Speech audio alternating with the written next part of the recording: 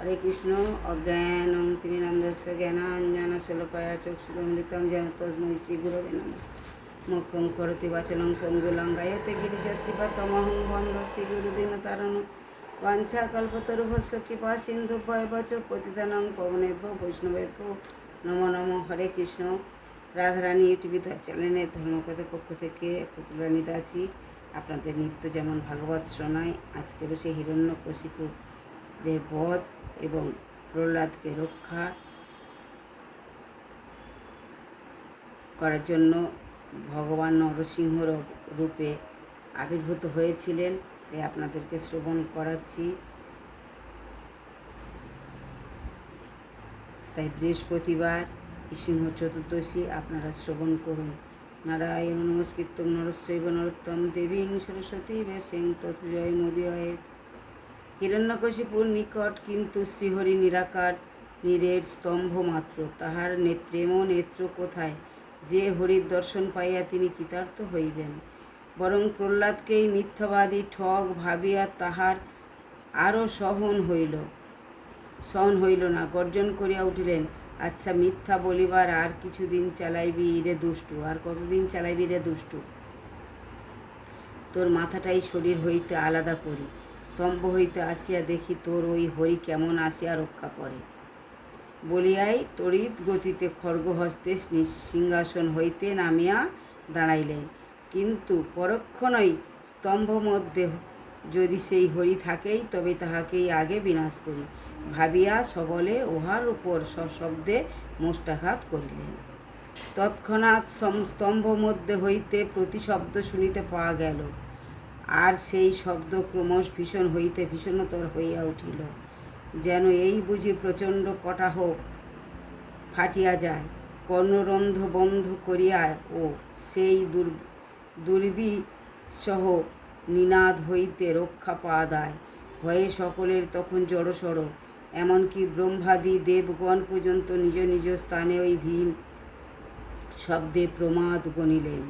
অক্রমাৎ সেই বিশাল স্তম্ভ খণ্ড খণ্ড হইয়া ভাঙিয়া পড়িল, আর সেই স্তম্ভ মধ্যে অখিল লোকেশ্বর সর্ববিঘ্ন বিনাশনং ভগবান শ্রী নৃসিংহ প্রকাশিত হইলেন।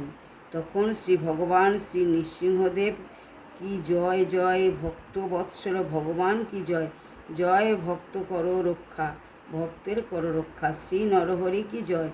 প্রহ্লাদ যে সত্যই স্তম্ভ মধ্যে তাহাকে দর্শন করিয়াছিলেন, এবং তিনি যে সত্যই সর্বত্র ব্যাপ্ত, এমনকি নিষ্প্রাণ স্তম্ভ মধ্যে, সুতরাং যে প্রাণীগণের মধ্যে ইহা আর কি কথা, ইহা প্রমাণ করিতেই তিনি সেই স্থানে আবির্ভূত হইলেন।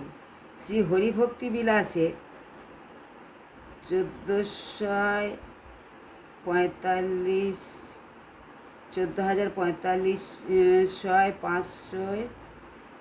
ও 4456 নম্বর শ্লোকে ভগবান শ্রী নৃসিংহদেবের আবির্ভাব কাল এই রূপে বর্ণিত হইয়াছে। বৈশাখ মাসে শুক্লপক্ষে চতুর্দশী মহাতিথিতে সায়ংকালে প্রহ্লাদের প্রতি নির্যাতন সহ্য করিতে না পারিয়া শ্রীহরি প্রচণ্ড শব্দে সভা মধ্যে সকলকে স্তম্ভিত করিয়া অনায়াসে স্তম্ভ মধ্য হইতে ভীষণ গর্জন সহিত আবির্ভূত হইলেন। হিরণ্যকশিপুর দেখিয়া ভাবিতে লাগিলেন, এ কি অদ্ভুত সৃষ্টি রে বাবা! না সম্পূর্ণ নর, না সম্পূর্ণ সিংহ। ইহা কি ব্রহ্মারই কোনো সৃষ্টি, নাকি অন্য কাহারও সৃষ্টি? স্তম্ভ মধ্যেই বা ইহার কিভাবে জন্ম হইল? এই প্রকার বহু যুক্তি খাটাইয়া তিনি কিছু ঠাওর করিতে পারিলেন না। ব্যাপারটা কি? এদিকে ভগবানের উগ্র রূপকে দেখে ভক্তের প্রতি দোহাচরণ দেখিলে তাহার ক্রোধের সীমা থাকে না। সিংহ যেমন নিজ সন্তানের প্রতি আক্রমণ হইতে দেখিলে ভীষণ উগ্র রূপ ধারণ করে, তদপেক্ষ কোটি সিংহের উগ্রতা তখন ভগবান শ্রী নরহরির মধ্যে প্রকাশিত হইল। কি ভয়ঙ্কর প্রাণহীন হইয়া যায়! তাহার দুই চোখের মণি যেন জ্বলন্ত সোনা, খাড়া জটা ও কেশে ভরা, বিস্ফোরিত মুখ, তাহাতেও চোখের মণি যেন জ্বলন্ত সোনা, খাড়া জটা ও কেশে ভরা বিস্ফারিত মুখ, তাহাতে ওহো কি বিকট দন্ত, আর লগ লগ করা ক্ষুরোধার জিহ্বা, কি ভয়ঙ্কর সেই ভ্রুভঙ্গি, তাহার উপর ঊর্ধ্বমুখী দুই কর্ণ, বিশাল সেই নাসিকা ছিদ্র যেন পর্বত, উহা কি ভীষণ বিদীর্ণ, তাহার চোয়াল গগনস্পর্শী, তাহার দেহ তাহাতে স্থূলগ্রীবা, বিশাল বক্ষস্থল এবং ভীষণ কটিদেশ, চন্দ্রের আলোর ন্যায় শুভ্র সব রোমরাজি, সমস্ত দিক জুড়িয়া বিশ্বস্ত তাহার শত শত বাহু, আর তাহাতে শোভিত বিশাল ধারালো নখ এবং পাষণ্ড দলন, যত শঙ্খ চক্র গদা পদ্ম বজ্র প্রভৃতি অস্ত্র শস্ত্র। এইরূপ ভীষণ রূপে ভগবানকে দর্শন করিয়াও অসুররাজের চিত্তের কোনো পরিবর্তন হইল না। প্রহ্লাদের সহিত বিরোধিতা করিবার ফলে চিত্ত তাহার এমনই বজ্রতুল্য হইয়াছে, ব্রহ্মার নিকট বর পাইয়া নিজেকে তিনি অমর বলিয়া ভাবিয়া রাখিয়াছেন, আর তাহাকেই তাহার যত আস্ফালন। কিন্তু উহা ভঙ্গ করিতেন যে সেই অদ্ভুত সৃষ্টির উদ্ভব, ইহা তাহাকে কে বুঝাইবে। হিরণ্যকশিপু সিংহনাদ করিতে করিতে গদা লইয়া নৃসিংহের প্রতি ধাবিত হইলেন, কিন্তু অগ্নির মধ্যে পতঙ্গের প্রবেশের মতন শ্রীহরি অঙ্গ হইতে প্রকাশিত তীব্র আলোর ছটার মধ্যে দৈত্যরাজ হারাইয়া গেলেন। হিরণ্যকশিপুর ক্রোধে গদা লইয়া ঘোরাইতে ঘোরাইতে সজরে ভগবানের শ্রীঅঙ্গে আঘাত করিলেন।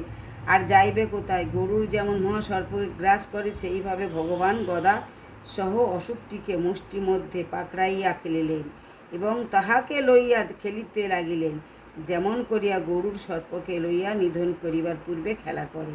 সেই খেলার মধ্যে হিরণ্যকশিপুর এইবার ভগবানের ইচ্ছাকৃত শিথিল হস্ত হইতে বাহির হইয়া আসিলেন এবং দূরে ভাগিয়া গিয়া আস্ফালন করিতে লাগিলেন যে ভগবানই নাকি ভয় পাইয়া গিয়াছেন।